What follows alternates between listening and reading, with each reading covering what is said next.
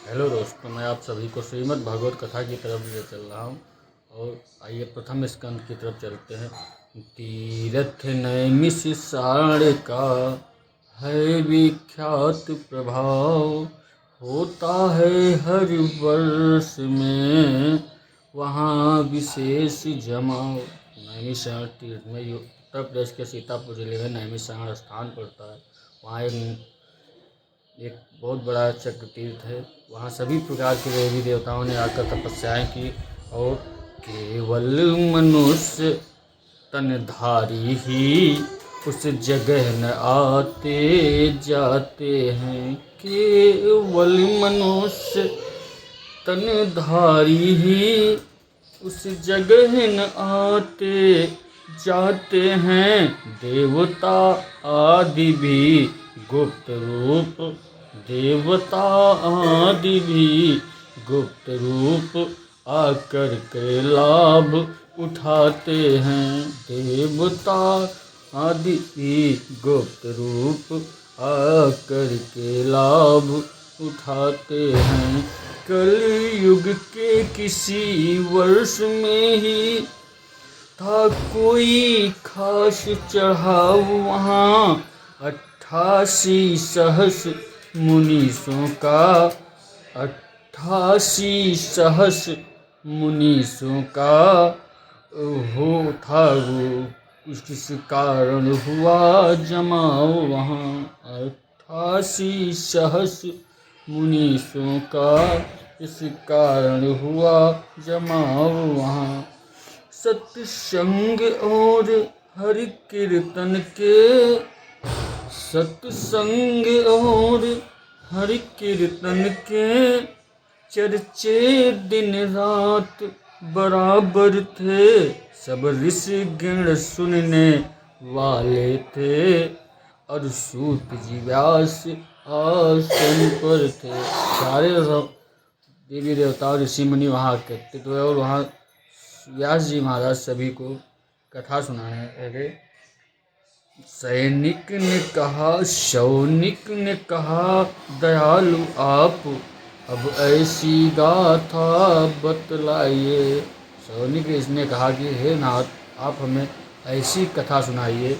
सौनिक ने कहा, दयालु आप अब ऐसी गाथा बतलाए, जिसको सुनकर फिर सुनने को, जिसको सुनकर फिर सुनने को कोई भी चरित न रह जाए। जिसको सुनकर और सुनने को फिर कोई चरित न रह जाए।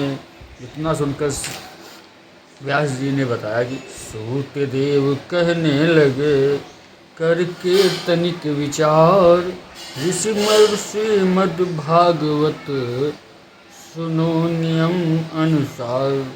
मैंने कहा कि अगर श्रीमद् भागवत कथा को नियम के अनुसार सुना जाए तो इससे अच्छा इस कलिकाल में कुछ नहीं है। इसमें सारी लीलाओं का, इसमें सारी लीलाओं को संक्षेप रूप में जोड़ा है। इसमें सारी लीलाओं को संक्षेप रूप में जोड़ा है। मानो गंधी ने पृथ्वी के फूलों का सार निचोड़ा हो। मानो गंधी ने पृथ्वी के फूलों का सार निचोड़ा है। लीलाएं परम रसीली हैं, भक्ति का भाव उजागर है। हम इतना ही कह सकते हैं, यह गागर में ही सागर है। विज्ञान ज्ञान भंडार कहो या वेद शास्त्र का सार कहो, वैराग्य भक्ति का पार कहो या जीवन का आधार कहो, सब लौकिक फल दातार कहो, सब लौकिक फल दातार कहो, स्वर्ग का स्वतंत्र सितार कहो, भक्ति का सुभग श्रृंगार कहो, या जन्म मोक्ष का द्वार कहो। व्यास जी ने बताया कि इस श्रीमद् भागवत कथा के अंतर्गत सारी कथाएं आ जाती हैं, सारी भगवान की उन लीलाओं का वर्णन किया गया है। और इस कथा को अगर नियम के अनुसार सुना जाए तो इस कलकाल में मानव को भक्ति, ज्ञान, वैराग्य सब की प्राप्त होती है। इस प्रकार इसी के आगे ज्ञान और वैराग्य की कथा का वर्णन किया गया है। ज्ञान भक्ति वैराग्य से होते हैं सब पार, पर उन तीनों के लिए है इसका आधार। ज्ञान भक्ति और वैराग्य को पार करने के लिए उनका इस तीनों का इसमें सब मिलने का एक आधार है। ये न कल्पना मात्र है सच्चा संवाद, प्रथम करेंगे हम उसी गाथा का अनुवाद। ये कोई कल्पना नहीं है, एक सच्ची बात है। और आओ उसी गाथा का हम संक्षिप्त परिचय देते विवरण करते हैं। नारद ऋषि ने एक दिन यमुना जी के तीर, देखी कोई सुंदरी दुखिया और अधेर। नारद जी ने एक बार एक सुंदर युवती को यमुना नदी के किनारे देखा। बहुत दुखी और बहुत कमज़ोर लाचार थी। फिर नारद ने उससे पूछा, तरुणी के सुंदर रसिक नयन निज मन की व्यथा कह रहे थे। उस बूढ़ी और महिला के दोनों नयन बहुत दुख भरी कहानी का बयां कर रहे थे। दो उस तरुणी के सुंदर रसिक नयन निज मन की व्यथा कह रहे थे। दो बूढ़े पुरुष बेखबर से, दो बूढ़े पुरुष बेखबर से उसके ही पास सो रहे थे।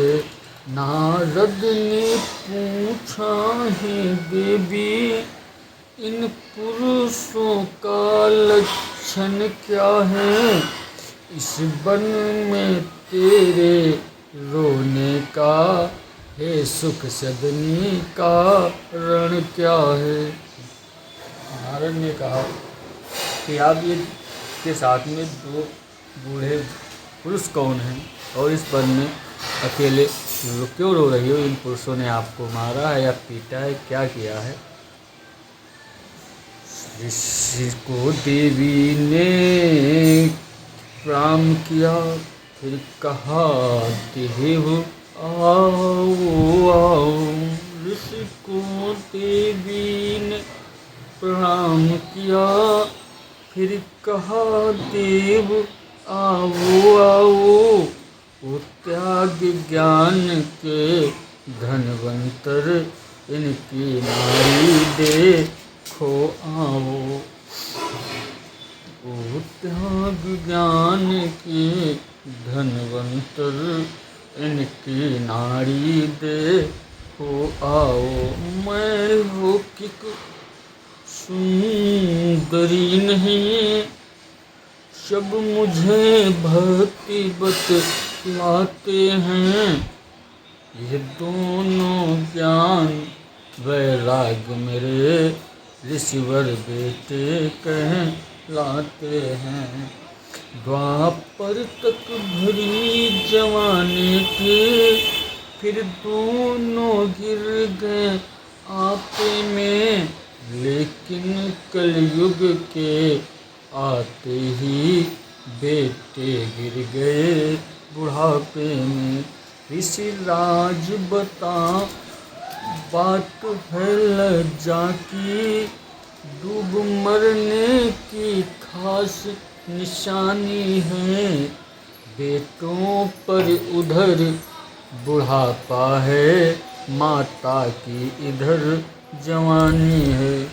वो भक्ति रूपी और महिला नारद से कह रही कि देखो नारद, इनकी आओ नारी देखो क्या कमी है, आप तो सबके बिल्कुल धर्मांतर वैद के समान हो, और हम पर हमारे ऊपर जवानी है। द्वापर तो ये ठीक थे, लेकिन कलयुग में बेटे हमारे जो ये बूढ़े हो गए और मैं अभी भी जवान हूँ, तो इन दुखियारियों को भी अभी ऋषिवर करो सहाय।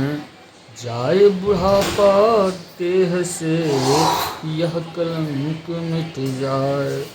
इसने अपने ढंग से उन पर किए प्रयोग, सब प्रयोग खाली गए मिटान मानस रोग। नारद ने उन पर कई सारे प्रभाव किए, लेकिन उनके सारे प्रभाव खाली जा रहे, कोई भी सही नहीं जा रहा। नारद ने कहा देवी ठहरो, मैं शीघ्र लौट कर आऊँगा, मैं शीघ्र लौट कर आऊँगा। कोई अचूक औषध लेकर इनकी यह व्यथा मिटाऊँगा। यह कहकर गौ ने उसी समय ऋषिनाच का आश्रम में दिन बीत रहे चिंताओं में, दुविधाओं में, व्रत संयम में। कुछ पूछताछ के इधर उधर, कुछ करते रहे विचार वहाँ, कुछ करते रहे विचार वहाँ। तब तक ईश्वर की माया से आ पहुँचे संत कुमार वहाँ। नारद ने ऋषिगण रोक लिए, उन दुखियारों का हाल कहा, अपनी बीती भी बतला दी, फिर माता भक्त का सवाल कहा। सुनते ही सारा चरित्र बोले सनत कुमार, ईश्वर अब संसार में है कलि का अधिकार।